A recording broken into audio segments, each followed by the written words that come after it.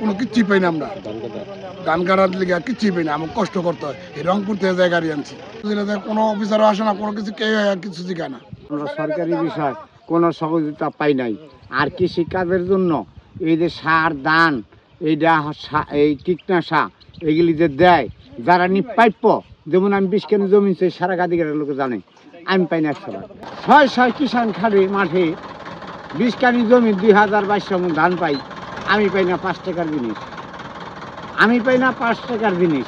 আর এই যে হারভেস্টারের কথা বললেন, আমরা 2 বছর 3 বছর ধরে এই চোখে মেশিন আসে, কোনোদিন সরকারিভাবে এসে বললো না যে আপনাকে মেশিনের দরকার, আপনার লাগবো কিনা, আপনার ও দিমু কিনা, আসছে কিনা, কোনো কিছু খবর নাই। বান্ডেল থাকলে প্রতি সেনমানিতে টাকা বাঁচবে। বিকাশ সেনমানি বান্ডেল কিনে জিতুন প্রতি লেনদেনে। 30 হইতে 35 কানি জমি আমার। আমি এখানে কোনো হারভেস্টার পাই নাই। আমি হারভেস্টার আনছি, একটা আনছি ফুলতলা থেকে, আর একটা এর বাড়ি জয়সর। এই দুইখান থেকে না, তারপরে যে আমি একটা আসে না দিকে আমি দুইটা হারভেস্টার আই না, এই যে আমি ধান কাটাইতেছি।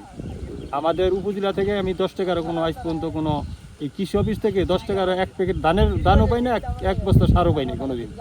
আমার উপজেলায় হচ্ছে 6টা কম্বাইন হারভেস্টার মেশিন আছে। এগুলো হচ্ছে অত্র উপজেলার বিভিন্ন জায়গায় ধান কাটছে।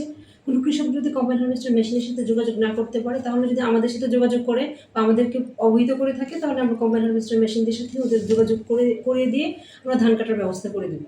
আর কৃষকরা যে অভিযোগ করছে সার বীজ পাচ্ছে না, আসলে শ্রীনগর উপজেলাটা হচ্ছে এক ফসলি উপজেলা। এখানে যে প্রণোদনা আসে এটা হচ্ছে আমাদের চাহিদার তুলনায় খুবই অপ্রতুল।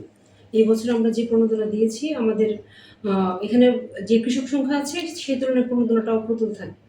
আপনারা যেসব কৃষকের সাথে কথা বলেছেন এরা হচ্ছে বড় কৃষক, যে ধনী কৃষক। আর আমাদের প্রণোদনাটা থাকে ক্ষুদ্র এবং প্রান্তিক কৃষকদের জন্য। এই জন্য আমরা সব কৃষককে হচ্ছে দিতে পারি।